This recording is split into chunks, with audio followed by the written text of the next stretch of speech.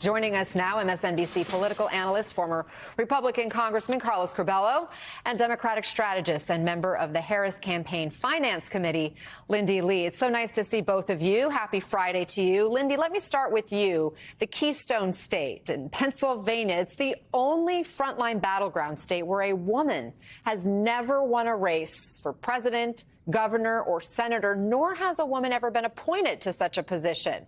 You're in Pennsylvania. Does Harris have a tougher climb there, do you think? Anna, thank you so much for having me. It's an honor to join you. I'm a lifelong Pennsylvania, and the energy here is just so infectious. I haven't seen this level of excitement since I was a kid supporting Senator Obama.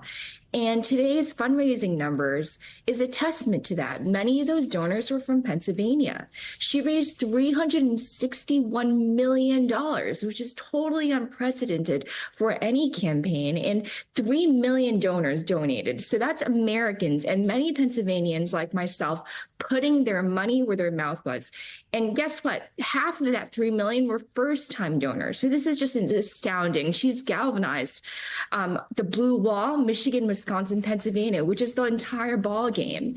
And she has $404 million cash on hand, which is so much more than the Trump campaign, which is fueled by vengeance and rage. So her message of joy and optimism and the opportunity economy is resonating with folks like here, like I'm in the city of Philadelphia. This message is galvanizing young voters, the millennials, and then Gen Zers that she so desperately need. And I know you have connections to her campaign directly. So can you give us any insight into her debate preps there and her mindset going into this face-off with Trump on Tuesday? Absolutely. My friend Sheila Nix is part of the debate prep. And I know one thing they're doing is not just focusing on the facts and figures, but also just trying to get under Trump's skin.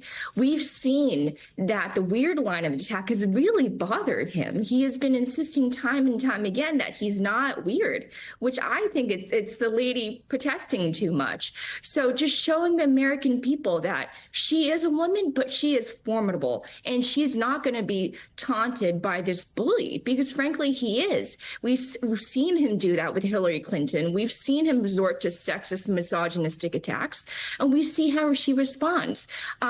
During the CNN interview, she refused to indulge his misogyny and his misogynoir, frankly, and she instead chose to focus on the issues. And we're going to see her do that on Tuesday. She's going to pivot back and show the American people that she is focused on the issues while he is focused on petty disputes. Speaking of issues, Congressman, polls have consistently shown the economy is a top issue for voters, if not the top issue.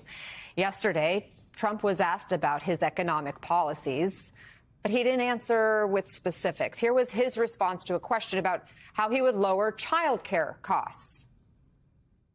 It's a very important issue, but I think when you talk about the kind of numbers that I'm talking about, that because look, child care is child care. There's something, you have to have it. In this country, you have to have it. But when you talk about those numbers compared to the kind of numbers that I'm talking about by taxing foreign nations at levels that they're not used to, but they'll get used to it very quickly. And it's not going to stop them from doing business with us, but they'll have a very substantial tax when they send product into our country. Those numbers are so much bigger than any numbers that we're talking about, including child care. As much as child care is talked about as being expensive, it's relatively speaking not very expensive compared to the kind of numbers we'll be taking in. Congressman, are Republicans concerned about that version of Trump showing up to the debate?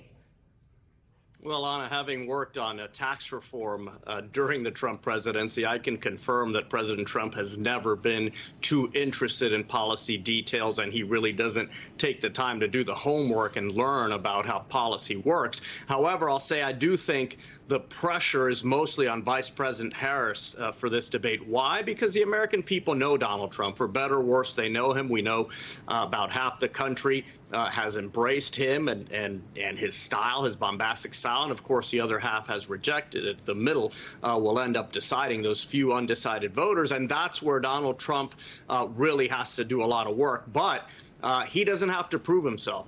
In many ways, this is similar to the pre-debate environment that we were in last time, when President Biden is the one who needed to prove that he had the mental fitness to continue serving as president. He failed that test. I think in this debate, it's going to be Vice President Harris who has to prove to the country, at least to those still undecided voters, that she has what it takes to be president of the United States, that she can answer tough questions in an adversarial environment, that she can go toe-to-toe with Donald Trump. But, Congressman, even if Donald Trump doesn't have to prove himself, because, as you say, people kind of know who he is, they know what he's done as president in the past, could he hurt himself with this debate, especially what we just heard, answers like that when it comes to those pocketbook issues for Americans? Well, I think the way that he can hurt himself the most in this debate, Anna, is by responding to some of his worst instincts, which are to insult people, to degrade people, to try to diminish Vice President Harris, the way he has done in a way that's been detrimental to his campaign here in the last few weeks. That is the biggest risk for him, to go off script, and that's exactly why the Harris campaign is more than telegraphing. They're stating that they're going to try to get under Donald Trump's skin. They want to force him to react, to say something nasty that's going to turn off a lot of the swing voters who are going to end up deciding who wins this race.